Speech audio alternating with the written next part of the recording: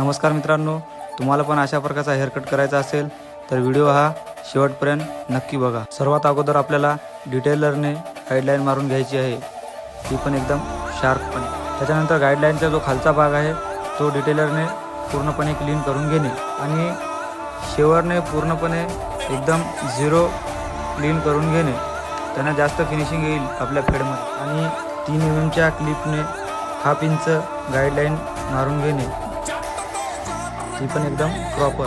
3 mm वरचा जो भाग आहे तो आपल्याला 4.5 mm ने पूर्णपणे कव्हर करून घ्यायचा आहे, जेणेकरून फिनिशिंग ही थोडी शार्प येईल। 4.5 ने जी गाईडलाईन बनली तिला झिकोम आणि डिटेलरने आपण पूर्णपणे मॅच करून घेऊया, जेणेकरून फिनिशिंग ही थोडी आणखीन चांगली येईल। एकदम सुरुवातीला आपण जी गाईडलाईन बनवली होती डिटेलरनं, ती 0.5 या मोठ्या ट्रिमरच्या पॉईंटने आपण ती मर्ज करून घेऊया। 0.5 ने जी गाईडलाईन बनली तिला आपण 1.5 mm ने कव्हर करून घेऊया, जेणेकरून फेड हे एकदम शार्प दिसेल। ट्रिमरचं काम हे पूर्णपणे झालेलं आहे, तरी पण फेडमध्ये तितकी फिनिशिंग दिसत नाही, तर आपल्या त्यासाठी सिंगल थिनिंग आणि वाईल्ड कोम या 2 वस्तू वापरून फेडची फिनिशिंग आपल्याला आणखीन वाढवायची आहे। तर व्हिडिओ हा कंटिन्यू समोर बघत राहा, बघूया फिनिशिंग कशी वाढते समोर। सिंगल थिनिंग मधून जे सुटलेले हेअर आहेत ते आपल्याला फेड कोम आणि जी ब्लॅकवाली सीझर आहे आपली तिने पूर्णपणे कव्हर करून घ्यायचे आहेत, जेणेकरून फेडची जी फिनिशिंग आहे ती जास्तीत जास्त वाढेल। आणि हेअरकटमध्ये सर्वात महत्त्वाचं जे असते ती म्हणजे असते कटलाईन। कटलाईन ही एकदम पूर्णपणे शार्प आली पाहिजे। तुमची कटलाईन जेवढी शार्प येईल तेवढा तुमचा हेअरकट एकदम शार्प दिसेल। हा हेअरकट कटलाईन मारायच्या अगोदर काहीच दिसणं गेलता, कटलाईन मारल्याच्या नंतर या हेअरकटची जी फिनिशिंग आहे ती लगेच ओळखून पडायली, त्याच्यामुळे कटलाईन ही फार गरजेची आहे। नंतर रेझरच्या मदतीने आपण जे एक्स्ट्रा हेअर आहेत ते काढून घेऊ, जेणेकरून हा फेड आपला हा आणखीन शार्प दिसेल। तर व्हिडिओ हा शेवटपर्यंत नक्की बघा।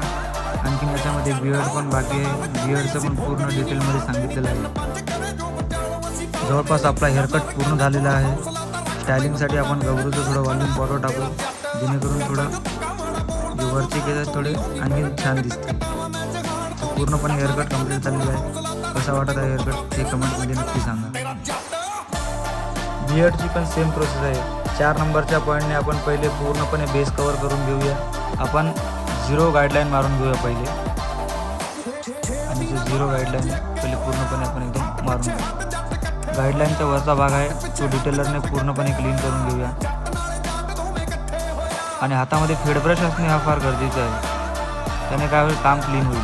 त्याच्यानंतर शेवरने जो भाग आहे पूर्णपणे एकदम क्लीन करून घेऊया, जी बियर्डची फिनिशिंग आहे ती आणखी थोडी जास्त वाढेल।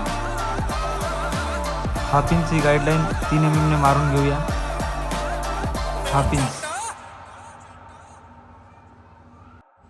त्याच्यानंतर 3 mm चा भाग आहे तो 4.5 mm ने कव्हर करून घेऊया पूर्णपणे। जी आपण 0 गाईडलाईन मारली तिला 1.5 ने पूर्णपणे फेड करून घेऊया, 1.5 या क्लिपने। त्यानंतर जी 0ची गाईडलाईन दिसायली डिटेलरची तिला आपण 0.5 ने मॅच करून घेऊया। बघा पूर्णपणे मर्ज व्हायलेली आहे। आणि सर्वात मेन जी असते ती जॉ लाईन असते। जॉ लाईन ही एकदम पूर्णपणे शार्प आली पाहिजे। जो बियर्ड असते टोटल जी बियर्डचं जे फिनिशिंग असते ती जॉ लाईनवर असते, त्याच्यामुळे जॉ लाईन ही एकदम शार्प आली पाहिजे।